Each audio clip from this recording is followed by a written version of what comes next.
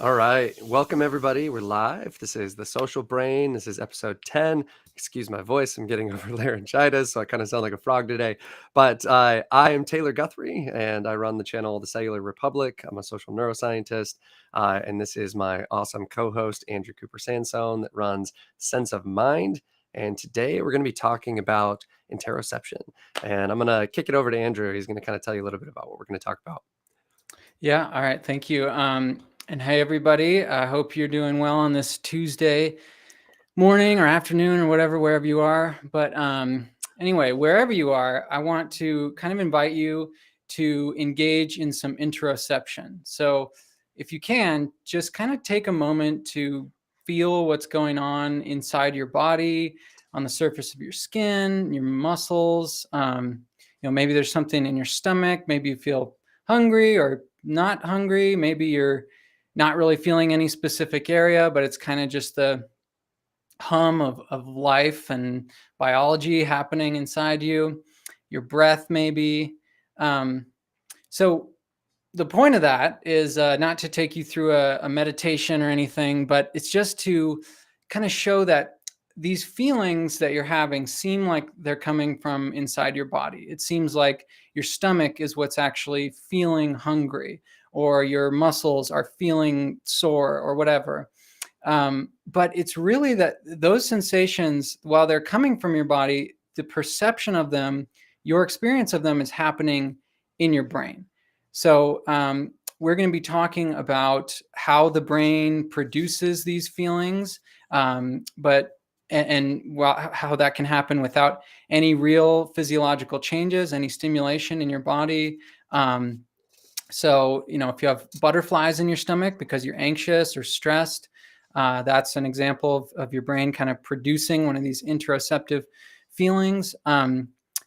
But your brain can also make you feel something in your body when it's not really happening. I guess that's sort of what I just said. But it can also interpret real feelings coming from your body in emotional terms. So, if you are feeling sick and you go to an interview, a job interview or something, you might be thinking, oh, I'm just anxious, but that could be an interoceptive, real physiological sensation. So anyway, we're going to be getting into the neuroscience of interoception, how all this works. And throughout this, we're going to be talking about how your brain sort of builds this model of the internal conditions of your body. So anyway, let's go ahead and get into it. At the end of this, we're going to talk about some strategies you can use that involve interoception for reducing stress. And we're going to talk about chronic pain, in general.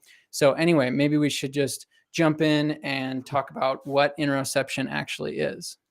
And I think so much of what you just said is really powerful to kind of reflect on, that there's a lot of experiences, a lot of feelings that we have that are created based on our cognitive state, right?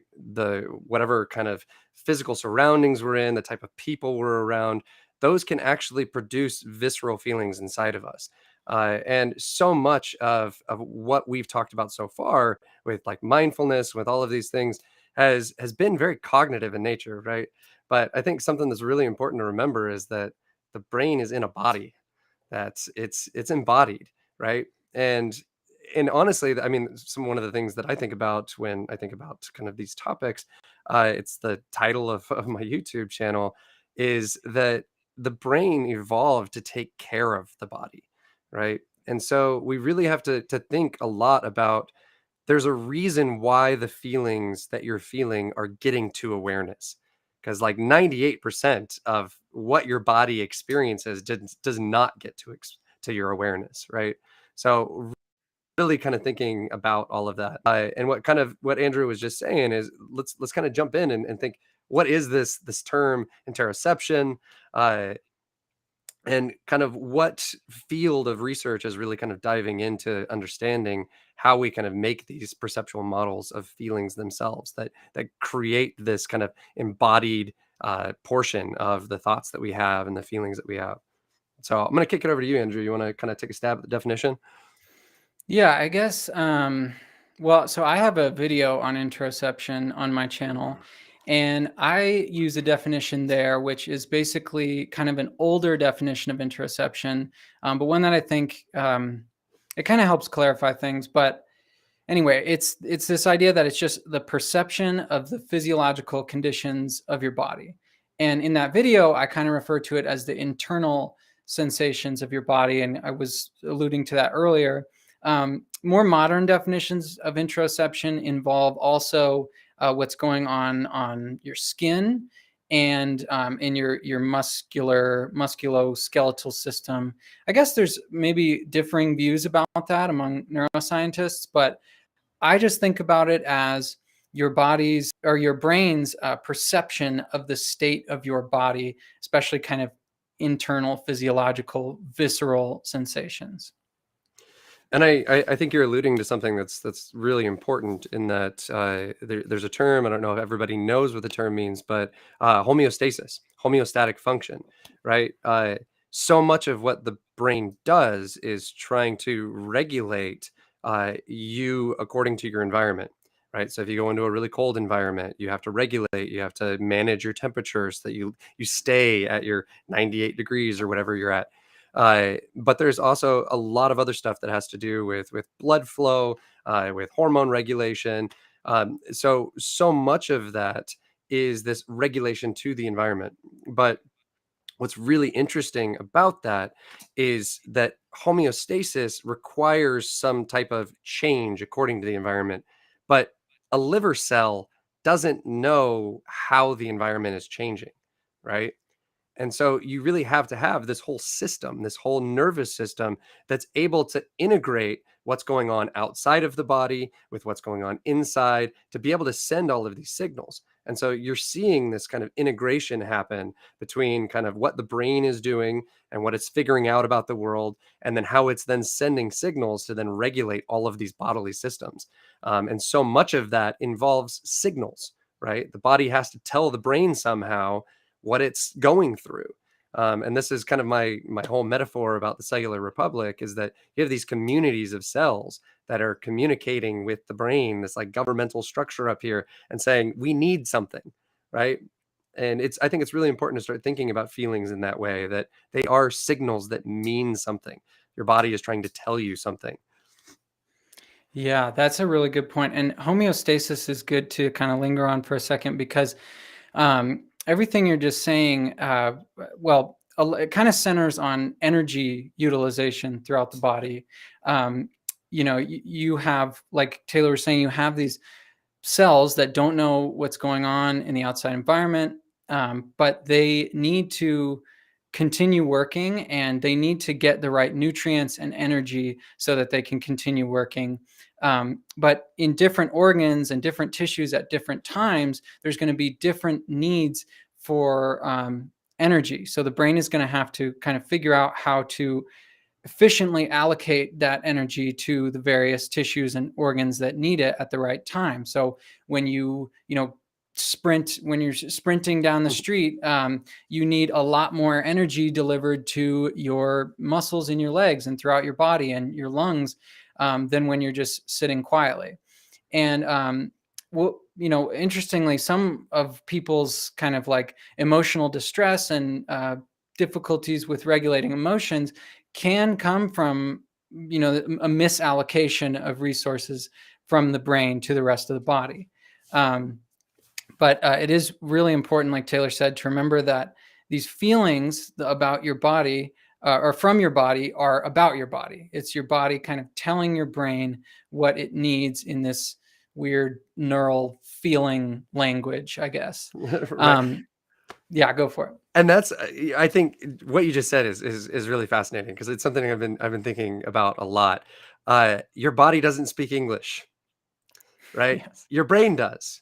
And I think this is a really big source of suffering for a lot of people, is that we're trying to translate feeling into English, into cognitive things, right? And a lot of working with feeling, working with pain. We'll kind of get into that as we get later into the episode, but really involves kind of spending time with those feelings. in kind of a non-judgmental way, not trying to create this cognitive understanding of it, but just kind of being with it, listening to it, and learning kind of to kind of bring my metaphor back in, like learning that language, right? The government doesn't know what the language is, so it's trying to make up these reasons why it should do this or reasons why it should do that, when really it needs to be spending time like going and visiting those communities and really figuring out what that language is and what that's trying to communicate, in order to actually serve those communities of cells in a better way. Yeah, and that's a really really fascinating topic for sure. And I think you're right that a lot of the time it's that we need to pay attention to these signals. The brain needs to get in touch with what the body's doing. But as we've talked about kind of on an earlier episode about meditation, about mindfulness, it's possible, I think, and Andrew Huberman, the podcaster, neuroscientist, talks about this, that it's possible to overtrain that interoception and kind of become over attentive to every little change that's happening in your body, and then to interpret that in kind of emotional terms, like, just a flutter in your stomach can turn into an existential crisis because you're just so locked into that interoception. Before we go on, I just wanted to note V Ans on the chat sent us a message, says took part in an ecological intervention study which pinged us at regular intervals asking us to report bodily sensations and then do a survey on mood, and it honestly helped a bit. That's really great to hear. Like Taylor said, we're going to be talking more about how to use interoception probably throughout this episode, but really later on. So yeah, thank you for that comment. That's great. And any other questions or comments that you guys have, just please don't hesitate to throw them in here. We'd love to make this a conversation. And I think that really plays into what you're just saying too, because we kind of have this understanding of so interoception is this representation that we have of what's going on inside our body, right? Skin down, temperature, pressure, the allocation of resources, right? So, like Andrew was saying, your stomach needs a lot of resources when you eat. That's why they tell you not to eat before you go exercise, right? Because they're kind of in opposition to one another. And so there's this constant balancing act that's going on in your body, and so much of like mindfulness can be used to really kind of tune into some of that stuff. And I think that's really kind of what Vian's in the comment section is alluding to, is that there's so many of us that don't really kind of understand the power and the ability that we have to reflect on some of these things. We have this superpower as humans. Like, we have a frontal lobe that allows us to think about our thoughts, to think about our feelings. And something that we'll kind of get into as we start talking about some of the anatomy here in a second, is that the representations that we have of our body are really, really complex compared to other animals. It should be noted that like we have really strong representations of our body, and something that Andrew was saying that I think kind of resonates with me is that what I was mentioning earlier with the whole our body doesn't speak English is that if you're doing all of this mindfulness and you're listening to your body, then you get really in tune with it, but you still don't really know the language very well, right? You know that like you have these feelings coming up, but then there's a lot of the time that we start to create explanations for it when we don't really understand them. And I mean, we'll talk later in the episode. I have some very poignant kind of personal experience with this, with a lot of pain that I've been in over the years, a lot of kind of stress induced pain that I've gone through. And so much of kind of that anxiety that comes is developing a fear around those feelings because you don't understand them, because you don't have the language to really figure out what it is that it's trying to tell you. And so we'll talk as we get into kind of pain and things, we'll talk about some strategies for approaching that. Yeah, that's also fascinating. We could probably just spend the entire episode talking about that stuff, but we want to talk a little bit about the neuroscience, the anatomy of how this works. Promise it won't be too boring, people. But anyway, so the first thing is to just think about your body as this giant network of nerves. I mean, obviously you have other organ systems and tissues and all that, but there's this massive network of these sensory nerve fibers going throughout your body that are reporting all kinds of different information back up to your central nervous system. But it's important to realize that there are, receptors for pressure. There are receptors for sensing kind of the oxygenation of tissue and all kinds of different physiological conditions. So those are they basically originate in the body, these sensations, and then they're sent into the spinal cord, up into your brain, and from there they go to a series of brain regions. But I don't know if you want to throw anything in before I start just naming the No, multisyllabic no. brain region names. Right. And I don't want people to get lost in the nomenclature.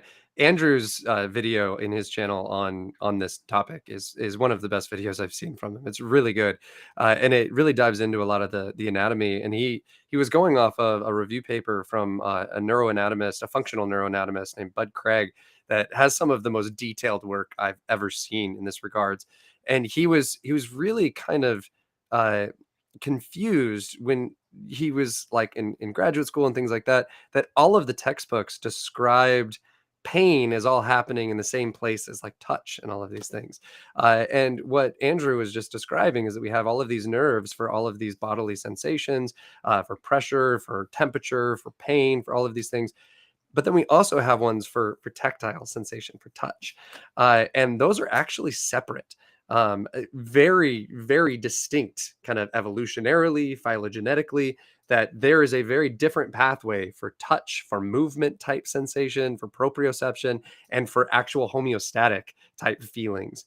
And those are going to go to different brain regions. There's and Andrew's going to jump into kind of the main one for kind of visceral stuff, but I think something that really upset Bud Craig, and something that, I mean, if we have psychology students or anyone listening, they probably know about the somatosensory cortex, this homunculus, this map of the body that if you stimulate the brain, you actually feel these like tingling sensations where it's like this part is your hand and this part is your arm. And in a lot of textbooks, it's showed that that's also where pain was, where temperature was, where all of this stuff was. And Bud Craig was like, no, because when you stimulate it, you don't feel pain, you don't feel temperature. And so he kind of did the 25 years of work mapping out this whole system. Yeah, which is really amazing. And Yeah. I just want to, for people watching, I just want to show this visual just so we can kind of get a basic idea of the brain regions we're talking about. But anybody listening, this isn't really necessary for understanding. I think it just kind of gives you a slightly better understanding of what's going on. Um, Let me see if I can do this. Here we go. Okay, so I hope everybody's kind of seeing that. So these are the main brain regions involved in interoception, and like we said, you have all these sensations coming in from your body, from the viscera and elsewhere, when they come up through your spinal cord and into specifically the thalamus. So if you're looking at this graphic, that's this orange region on the left diagram of the brain. This is really important for as a kind of a relay station for all sensory information, but in this case, we're talking about the interoceptive sensations coming from your body. And then the thalamus relays that information. It's kind of a map of the internal sensations of your body. It's kind of like what Taylor was talking about, where you've got in the somatosensory cortex, you have a map of kind of the skin, the surface of the body, and you can, map this out on the brain and have like a one-to-one correspondence to the body. And that's similar with the interoceptive signals. So they come in from the body and then are represented in the thalamus as I won't even use the jargon, but basically it's that same sort of map. And then that is sent to these regions on the right. So in this picture, it's the AIC and the PIC, and that's the anterior insular cortex and the posterior insular cortex. And then also on the left here, the anterior cingulate cortex. So these are the regions we're really going to be talking about. But as far as the sensations, the actual feelings of your body, those are occurring in this insular cortex area. And then, yeah, we'll get into little bit more later, but just so you can see on this graphic, these insular cortex is kind of buried underneath the outer cortex of the brain. And also on this image, they highlight that these are distinct from the somatosensory cortex that Taylor was mentioning. That's that red strip that says SI1/S, or sorry, S1/S2. So anyway, that I will stop sharing now, but that's just to give you an idea of what we're talking about, the areas of the brain we're talking about. And I think something that's really kind of fascinating to point out, that really struck me when I was getting into some of this work, is that this pathway that Andrew just described of having this portion of the thalamus, which is kind of this relay center, up into this island cortex, this insula, is a very new structure evolutionarily, a very new pathway. So we see it in primates, but it's really small in primates and it's giant in humans.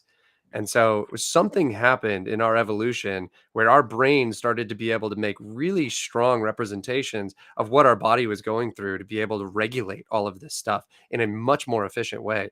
Most animals in the animal kingdom, the only representation they have of any type of homeostasis is in their brainstem.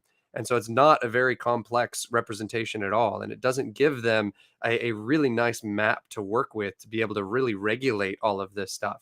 So really kind of reflect on that a little bit because we I mentioned this like superpower that we have with the frontal lobe, but that really comes into play here, right? Because our ability to regulate our own body is very unique, right? We are able to interpret our feelings and change them. And that's a lot because of these really high order representations that we have in this really cool brain structure that we're about to get into, that is this kind of fifth lobe that's hidden in the brain that's called the insula. Yeah, and just to put some numbers to what Taylor was just saying, this is I'm quoting Bud Craig again from this Interoception and Emotion chapter of the Handbook of Emotions, and he's talking about what Taylor was just saying, where he says interoceptive cortex in the monkey extends the entire length of the insula, which is approximately 6 to 8 millimeters. But in humans, the insula is much larger, approximately 50 to 60 millimeters. So that's a factor of almost 10 Yeah. times larger. And that's, so you can see what Taylor's saying, that there's something about humans, there's something about our brains, even compared to our evolutionarily closest relatives, that we have a really rich representation of our interoceptive signaling. And kind of what we're going to get into now is how the brain it's not only receiving these signals and representing them in the insular cortex, but it's also modulating those signals from the top down. And I think Oh, something really important to point out. So there was a distinction in what Andrew just shared of this. There was a posterior, which means kind of closer to the back portion of the insula, and there's an anterior portion, which is kind of closer to the front. And what's really, I mean, Bud Craig mapped this whole thing out, which is really cool. That the posterior portion is all of that input from the viscera, from homeostatic function, and all of that kind of stuff that comes from the thalamus. But as you get to the middle insula, you start to then integrate all of that homeostatic function with what's coming from somatosensory, from movement. And so it's starting to say, okay, what are the needs of the body? What are the needs for movement and for touch? It starts to integrate things from the amygdala and from the hypothalamus, which is about kind of what kind of threats are present, what salient stuff is around us, and how is that affecting our homeostatic function. But then by the time you get to the anterior portion of the insula, that's actually taking into account what the entire brain is doing. Because if you really think about it, if the insula is a homeostatic regulator, right? If it's really creating a representation of the energy demands of the body, the brain accounts for 25% of that, right? The brain uses so much freaking energy. And so by the time you get to the anterior insula, you have this representation of the body, you have this representation of the goals and intentions, but then you also have a representation of everything that the brain cares about and everything the brain is doing. And all of that is all combined into a feeling state that you're actually aware of. And I think something that's really important to kind of get out of that, what Andrew was hinting at, is that produces the top down effects that can cause, because of what our brain is thinking about, because of our cognition, because of what intents and motivations and things we have going on, we can actually cause pain to go the other way. We can cause feelings to go the other way that didn't come from the body, right? Our cognitive state can affect top down all of these things that are going on. Yeah, and that's what's kind of fascinating about it is that, like, and this just always blows my mind about neuroscience, that when it's like your subjective experience is kind of, I won't say independent of, but it doesn't matter if you stimulate the body or the brain in the corresponding region. You're going to experience it the same way. So feelings can come from the brain, as the brain kind of imposing a feeling state, or it can also come from the body. And typically, it's sort of a mixture of both. It's not one or the other. It's that we're integrating these top-down signals that Taylor was just very eloquently explaining, and also just modeling the body, the physiological state, as accurately as possible. Oh yeah, and one thing I want to mention about the fact that humans, that our feelings seem to be so rich, and our ability to map our body, the interoceptive sensations, so advanced compared to other animals. This book called The Strange Order of Things by Antonio Damasio, he's kind of an emotions researcher, neuroscientist, neurologist, and his kind of argument in this book is that feelings are sort of the basis of human cultures, because they sort of drive us to create, for example, inventions like medical inventions that allow us to relieve pain and to cure diseases. And that's sort of the basic level of it. But if you want to get more into how feelings and culture and a lot of the stuff we've been talking about here, how that all works, I would definitely recommend this book. There's a lot of good books about it, but yeah, I'll put that in a link in the chat, or sorry, in the description. And I think it's a really good segue too into kind of the emotional side of this, right? Because everything that we've kind of been talking about so far has really been kind of actual, tangible, visceral feelings, right? Touching something, feeling the internal state of your body, and all of these kind of things. Andrew has a great intro to his video on this topic that kind of talks about how it's not just these tangible things that we feel, right? We also feel emotions. And I think the reason I thought that Antonio Damasio book is a really good segue into that is because so much of our emotions are social in nature, right? That we have these things that we're reacting to other people, anger, sadness, fear. So much of that is kind of a social concept.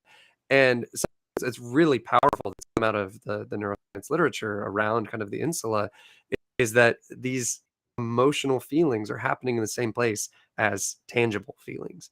That this whole kind of representation is a representation of our feeling state, whether it's feeling angry and having the visceral sensations that come with feeling angry, but those emotions are embodied, right? They have this component, and it has very overlapping neural circuitry that's involved with all of that.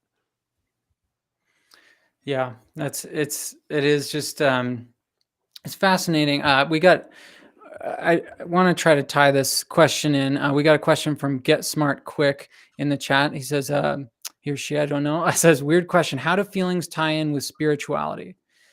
That is a great question. It's a big topic. We were talking earlier about how mindfulness, as kind of a spiritual practice, contemplative practice, can alter your both how interoceptive versus exteroceptive are. That is, how focused on the internal sensations of your body are versus the outside world. And I would just throw in that any sort of spiritual experience that you have, if it's like kind of a transcendent experience or anything like that, there are going to be feelings involved. And so the insula is definitely going to be involved. This interoception is going to be a part of that. But I know that's a really broad sort of hand wavy answer. It's embodied. And it's, I mean, I think one of the biggest problems with answering that question is it's hard to define spirituality, right? And so, I mean, some people talk about it in terms of just our ability to reflect, our ability to be kind of present in the moment, and to have these kind of these feelings of what it means to be human and to be kind of connected to this body that we're tied to. And so much of that is involved in this whole process that we're talking about. And how is it that we put all of this stuff together, right? And we have the Ann's talking about the physical pain of heartbreak, right? All of these things, they have this very visceral component. Uh, and we have a cognitive representation of them, right? We have this cognitive representation of our attachment to that other person and how important that is. And it ties into our goals and our intentions and these models that we're creating about what we want to accomplish in the future and all of these things. And that then gets tied to the bodily states that come with that. And I think one of the really important things, and this can maybe segue as we're getting from emotion into kind of pain, is that there's a lot of pain that isn't structural in nature, right? There is very distinct pain that, like, if I break my arm and there are sensors going off in my arm that are like, "You're in pain right now, do something about it." That's a very distinct kind of pain. There's a location associated with it, right? But there's a lot of pain that doesn't have, like, you can maybe feel it in your stomach a lot of the time, or you have pain in your back that it hurts a lot when you're in a really stressful situation, but then when you're out having fun, it doesn't hurt anymore, right? There's That's the kind of stuff that I find fascinating in regards to this, like, interplay between our cognitive reality and how that kind of interacts with what body is kind of doing in a moment and the signals the body's giving to us. Yeah, that is really great. It made me think of phantom limb syndrome. So people who get amputees, people who get a limb amputated, can sometimes experience phantom limb sensations. That is, they're feeling sensations in a limb that they no longer have. And so this really, like, puts a fine point on the fact that your brain is doing the feeling. Your brain is actually the thing that is creating that feeling. So that's why it's possible for people who get an arm or a leg amputated to have pretty severe pain in those, non-existent limbs, those phantom limbs. And there are these interesting therapies that have been devised where you kind of fool the brain into thinking that it has that limb still, that limb is actually there. And there's multiple ways of doing this, but there's like this mirror box illusion where you put a mirror in front of somebody, and so it looks like the limb that they do have is reflected on the other side. So it's kind of like they can sort of see that they have a limb, in quotes, and then they can, like, massage that arm and work the pain out virtually. And it actually has a really, not for everybody, but for many people, has a really significant effect on relieving that chronic pain. So I think maybe that's a good segue. I guess you had already mentioned chronic pain, but just pain in general is, it can be very psychological. Well, I mean, kind of adding on to what you just said, because Ramachandran's work is fascinating. That gets into this kind of phantom limb pain, and something that really stood out to me in a lot of these studies was that they noticed that if a person had injured their arm and it was amputated immediately, a lot of the times they didn't have phantom pain.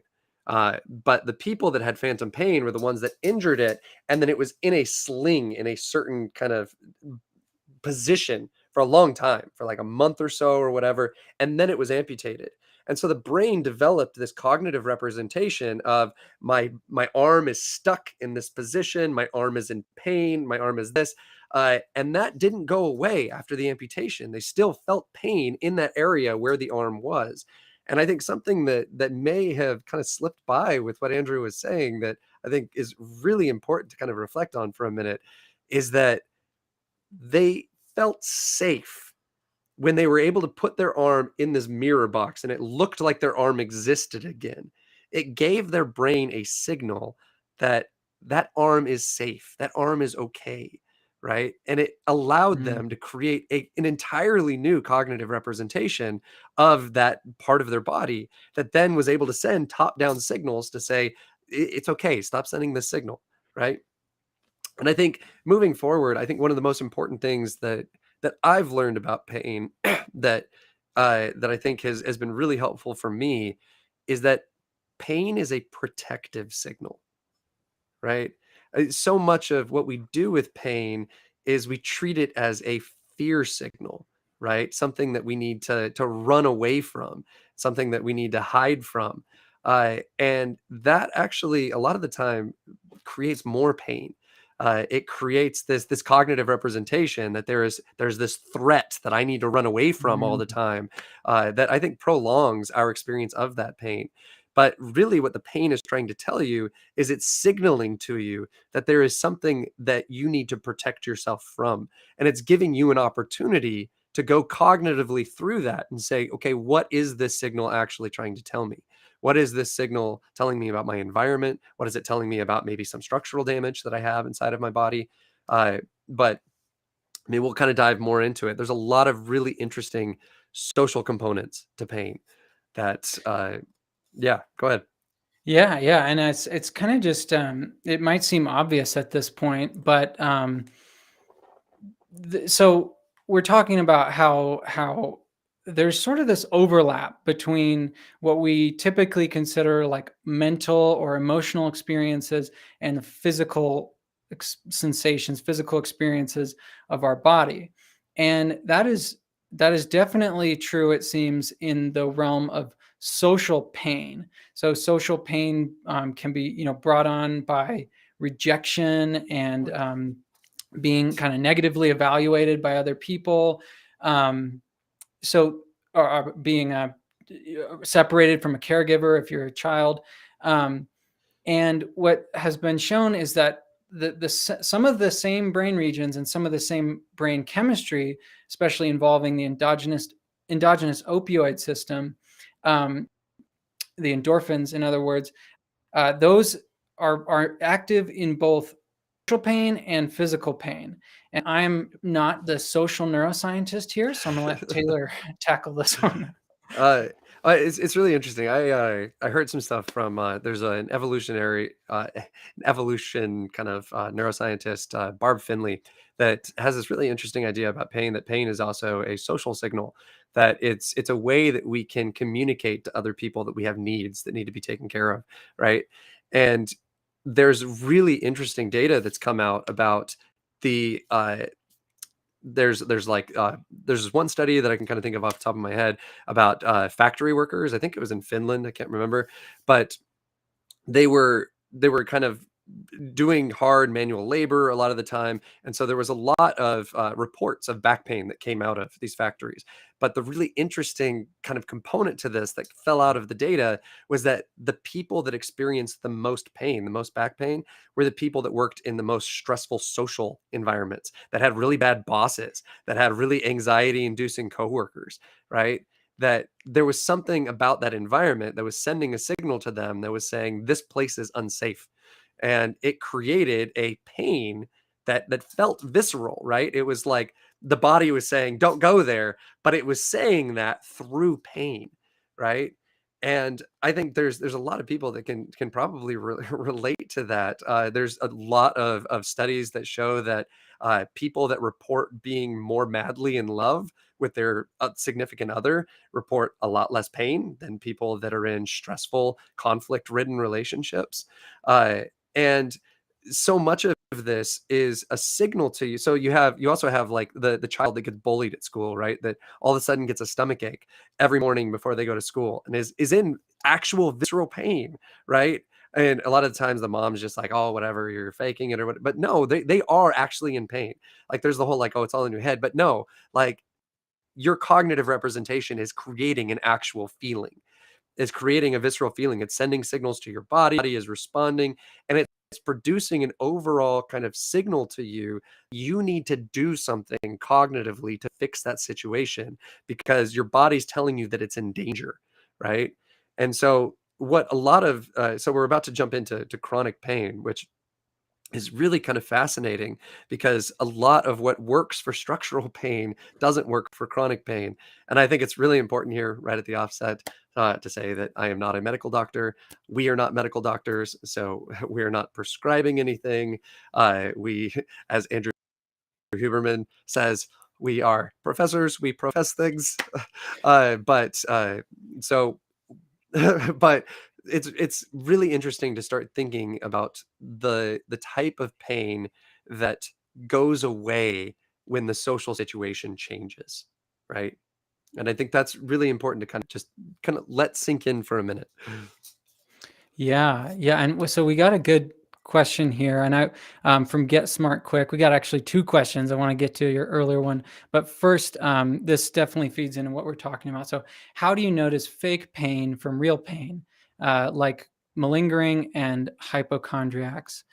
So, how do you differentiate from between real and fake pain? And I guess kind of what we're talking about here is that there is a difference. There is the difference of if there's actual structural damage in the body and somebody's reporting pain coming from there, it's likely that is at least partially the source of their actual experience of pain. But kind of the something we'll get to in a little bit is certain medications work better for actual structural pain, and some actually work better for this sort of more psychological, more just brain pain, we can call it. So I think it really has to do with looking at if the actual tissue is damaged, or if there's something that would make you think that there would be pain going on in that area. That would be a good sign that it probably has some physical component. But if it's not, if there's no physical sign of pain, then obviously that might be just more in the brain. And I think too, I think one of the really good tests for like where is this pain coming from is you have to use the superpower I told you about. You have to reflect, and you have to really think about when the pain is present and when the pain is not present. Because if all of the sudden you're out with your friends and you're having a good time, and the pain's not there at all, but then you go home to a stressful situation, or you go to work and you have a really crappy boss or whatever, and all of a sudden you're just like in pain, right? That could be a big signal that that's a neural circuitry thing going on. That's signals that your body is sending you to saying like there's something about this environment rather than there's something structurally about me. And something that's really interesting too to think about is that so I used to do medical device sales. I used to sell artificial hips and knees to doctors and go in during surgery. Uh, One of the really interesting statistics that comes out is that when people go in to get a knee surgery, 30%, 25 to 30% of the people that get a knee surgery have pain still after the knee surgery. And there are a lot of people that will go in that weren't in pain, but just somehow like had to have like an x-ray or an MRI done on their knee. And they're like bone on bone, no cartilage, but they have no pain at all. Uh, and there's something there about I think there's something about our environment that creates these cognitive models that we have about how we interpret these internal feelings that we're having that cause us to either kind of fear them. I mean, you mentioned hypochondriacs. A lot of hypochondria is being in a constant state of fear of these feelings that are coming from the body because they don't know how to interpret them. There's no one to kind of tell them what those feelings mean, because you can't just go in and say like, why is my heart beating fast? You have to go through like all of these really intense tests that might find something, but it probably isn't the source of the actual pain. And really what helps in a lot of these situations is yoga, meditation, uh, uh, paradoxically, opioid blockers, uh, which is really Yeah. interesting because there's this idea that your brain, because it's in this constant like state of pain, it's already releasing a bunch of opioids, and so really kind of shutting that down helps really weirdly. Uh, but I think that is it really kind of something that stands out in the counseling literature. That's a really big kind of thing right now is kind of this idea of like the polyvagal theory, which I think we can do kind of an entire episode on. It's fascinating, but it's all about the difference between being in a fear state and being in a kind of safe state. right? And a lot of what works for some of this pain is doing the cognitive work to sit there and I mean, you have to be kind of trauma informed with some of this stuff because a lot of people that have been through trauma, it's really scary to be inside your body, to have your eyes closed, to kind of feel these feelings. Uh, but so much of somatic processing is being in a state where you're feeling the pain, you're feeling these feelings, but you're also reminding yourself that you're safe, right? You're activating kind of these parasympathetic vagal afferents and things that are reminding your brain that like we need to rewire what these signals actually mean. That like, yes, I understand what you're trying to tell me, body, but I'm safe. I'm okay. Yeah. Yeah. And I think we both have a couple personal stories on that. And just to clarify, we got a question here in the comment that how can you see, sorry, this is from A Better World. How can you see a physical sign of pain if pain is transmitted through nerves or brain signals, which are like a black box to some degree? That's a good question. What we're talking about is like you'd have to get x-rays or different kinds of scans, or I mean, if it's not obvious, like if Taylor said, if your arm's broken, that's probably the source of your pain. But yeah, there could really be like a some growth or something that you can't see that is causing pain in your body somewhere. So that's kind of what we're talking about. Looking for the physical sign of pain would probably entail going to like a doctor or yeah, Yeah. going to some kind of medical professional. And I mean, I Um, guess I can kind of share. Yeah, go ahead. oh I no, didn't I mean to was cut you gonna I off. was gonna say we should jump into our stories. Mine might Yeah, be, yeah. I don't know if Because I mine's a think that little dovetails. shorter. I don't know. I'll Go just for it. go ahead. Okay. um, anyway, Yeah, yeah, so yeah. yeah, so a couple years ago, I was doing this. I was actually in a journalism grad program, which seems weird, but I was getting into science writing and stuff. And it was right when the pandemic was happening, when we were like totally locked in. And my I also had a couple of like really stressful events that happened. I had a really close friend of mine who just tragically, unexpectedly died, and so there was just a lot going on where I was in this program and I was just like working all the time, and I was also just experiencing a lot of stress from grief, and then also from just being inside constantly. I think everybody can relate to that from the pandemic.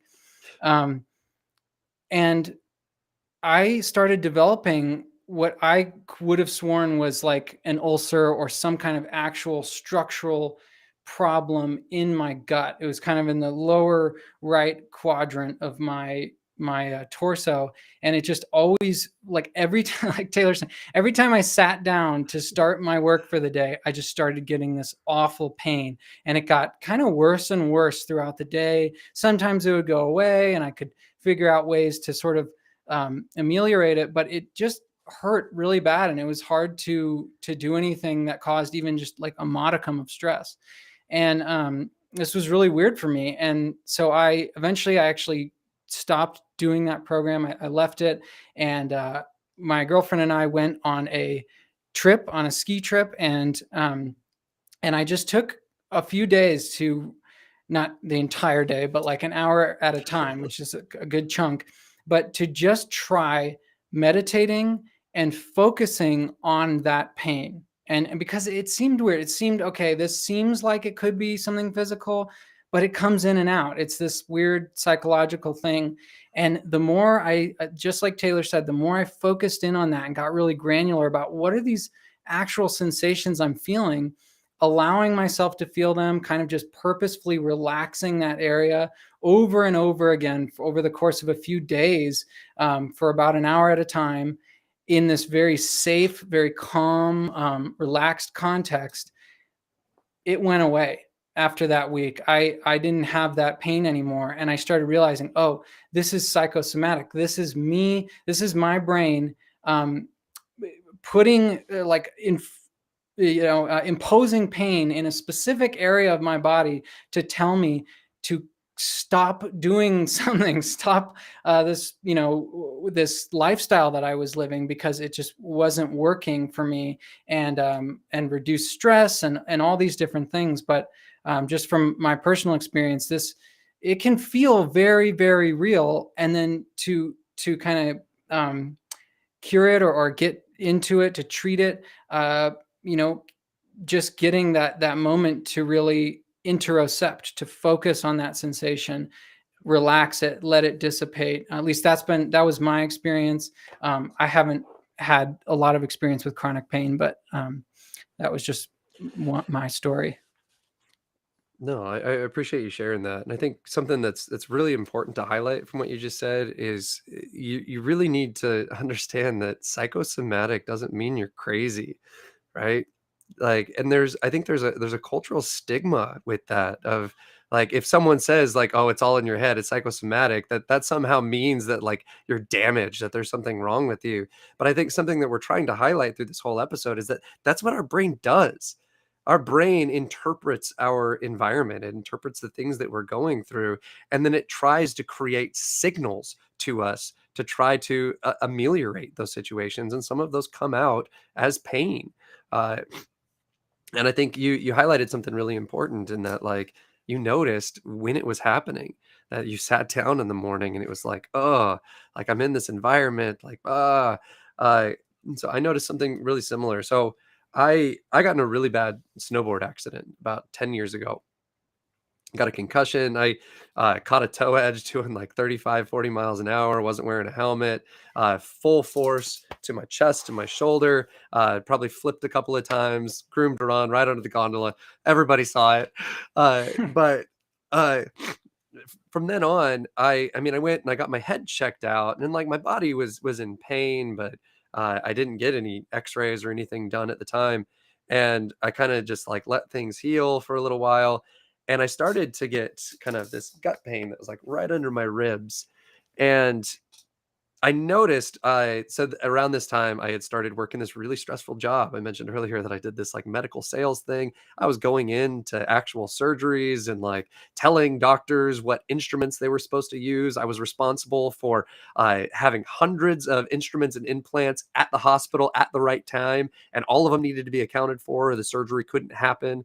And like if a piece was missing in the middle of the surgery, then like things could just like go crazy, right? Really, really stressful. And I noticed around that time that the back pain that I had started to get way worse, but that I also had this really bad gut pain, and it sent me, and I'd always feel it like right at the bottom of my sternum and my ribs, and so I was like convinced that it was this gut pain, and it sent me down this like wild goose chase of like going to see gastrointestinal doctors, Mm. and a lot of stress induces kind of gastrointestinal stuff because you're in a fear state, right? And when you're in a fear state, and something that we haven't highlighted is that there actually is a distinction between the left and the right half of the brain when we're talking about these feelings. The right half of the brain tends to be involved in really unpleasant feelings, and the left half of the brain tends to be involved in really pleasant feelings. And if you're in a constant state of stress and fear and all of these things, then you're also kind of exaggerating those unpleasant feelings, right? And you're putting your body into like, okay, we need to be in fight or flight. I've had to kind of orient myself to the word safe. I've had a therapist tell me like, "Oh, you just don't feel safe," and I'm just like, I'm not in danger, right? Like, there's nobody holding a gun to me, like, whatever. But your body doesn't interpret it that way. Your body speaks a different language. Like, you're either comfortable enough to sit there and not worry about anything around you, or you're not. And your body is in that stress situation. It's causing your gut to distend because you're sending resources to other places and all these things. Uh, well, I went down this wild goose chase. I had scopes done of my stomach. They originally found an ulcer from stress in my stomach, Mm. but they couldn't figure out like why I had this back pain, and I was convinced that it was because like nerves were getting pinched when I ate stuff that uh but what I realized was that so much of the gut stuff, so much of the gut pain was related to my stressful environments, my stressful situations. And now I'm a PhD student with a family and a 2-year-old son. I have to take on an extra job as an adjunct professor at a university just to be able to afford to feed my son because of like not making enough money on my graduate stipend. And then I do this on the side because I love this. But a lot of that piles up, and it starts to make my stomach feel like that again. And I went and saw a gastro again a couple months ago. I'm just like, oh God, I can't figure this out. And I randomly was on vacation and I kind of tweaked my back and I went and saw someone and I was just like, I was like, yeah, I got this back pain because I was like hiking with my toddler. Uh, but I also have this other pain on the other side that's been there for like 10 years. And he was like, let's x-ray that. And they did an x-ray and I had 3 broken ribs that hadn't healed correctly for all this time. And so it was this really interesting distinction where the back pain was always there, but I was always running away from it because I thought it was related to all of this stress and all of this other things and was doing all of this work to try to alleviate that. And so I think it's this really nice depiction of there are some things that you feel that are structural that you really need medical help. You need, and I was really frustrated with the medical world, the Western medical world, because they weren't finding it when I was going to the gastro, and that was causing me to be in a constant state of fear. I was constantly running away from it. I was like, what is wrong with me? Why am I always in pain? And it caused that pain to get worse because I was so afraid of it. And then when I figured out that like the gut stuff is separate from the actual structural stuff, did a lot of meditation and a lot of like he was saying somatic processing around like getting in touch with my stress, trying to feel safe, trying to remind my body that it's okay. The gut stuff went away. And now I'm doing PT to work on the actual structural stuff. And so I think it really kind of highlights that like we don't want to discount pain entirely and say that like all of it is in your head, that it's all this cognitive thing, because it's not. There could be some things that need to be rehabbed, that need to be fixed.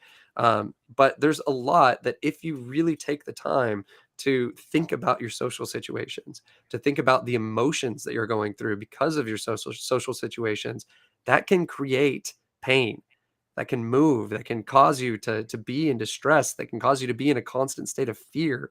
And you really need to spend time reminding yourself that you're okay and that you're safe. Yeah, that's so true. It's so good to highlight the social aspect of it. And I'll just say, like, from knowing you for, I don't know, maybe a year. I don't know how long, but Right? I have to tell everyone that Taylor is a very stress resilient person, just from the stories that he's told me. And he kind of glossed over it, but not only has a toddler, also has 3 dogs and all the other stuff you mentioned. So take it from him.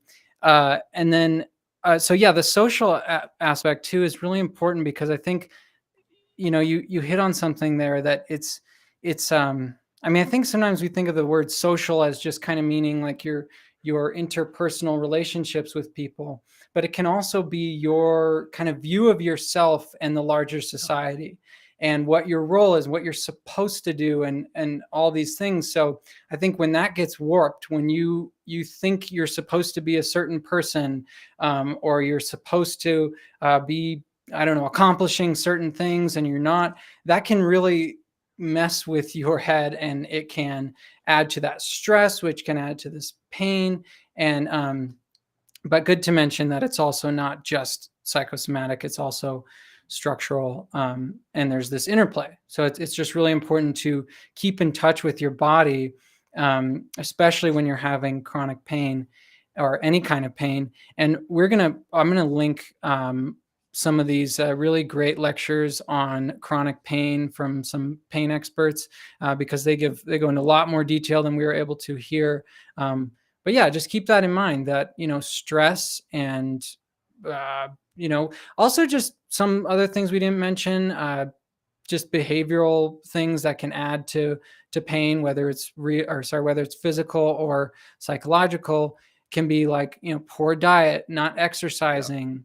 Sleep is a really big one. I'm gonna be coming out with a video on sleep in a little Nice. while here, but sleep is super important for all this stuff, and I think a lot of it comes down to kind of stress and the safety signals that you were just talking about. I think something that I really liked from what you just said is that we have a responsibility, right? This is a big part of the way that I think about the brain, that like the brain evolved to take care of the body. And how many of us are actually paying attention to our body? Most of us are abusing our bodies, right? We're neglecting them. We're not thinking about them. We're thinking about, like what you just said, Andrew, all of the expectations that are piled on us. I need to accomplish this. I need to do this. I need to push myself. I need to dig down deep, right? And you really need to take the time to realize that like you as a cognitive entity have a responsibility to take care of these millions and millions of cells that you're ultimately responsible for, right? With nutrition, with sleep, with just doing kind of mindfulness routines around feeling safe and all of these kind of things. And if you can really kind of internalize that responsibility and adopt a belief like that, it can really change your world. And so I think that maybe I think we're at time, maybe a Oh good yeah. place to wrap up. But thank you all for continuing to show up and watch us just talk about the brain, because it's a fascinating thing to think about and kind of gain insights into your own experience. But Andrew, if you want to kind of tell them about how they can help us out, maybe. Yes, definitely. First of all, leaving these comments in the chat is really great. We love to talk to you guys here.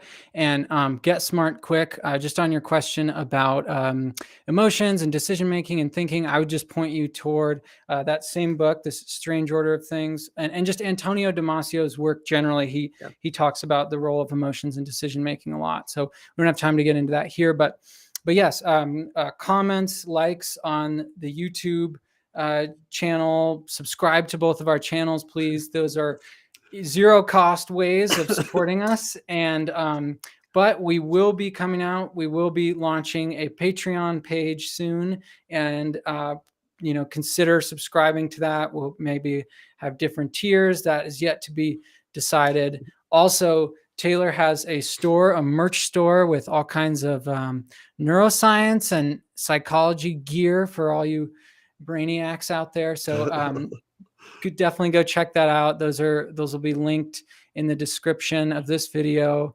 Also, please check out the podcast, the Social Brain podcast, on whatever podcast platform you use, and give us a 5-star rating there. That's another way that you can support us. That's really helpful. Awesome. Well, thank you guys all for showing up and making this possible, because we love having these conversations. Yeah. All right. We'll talk to you later.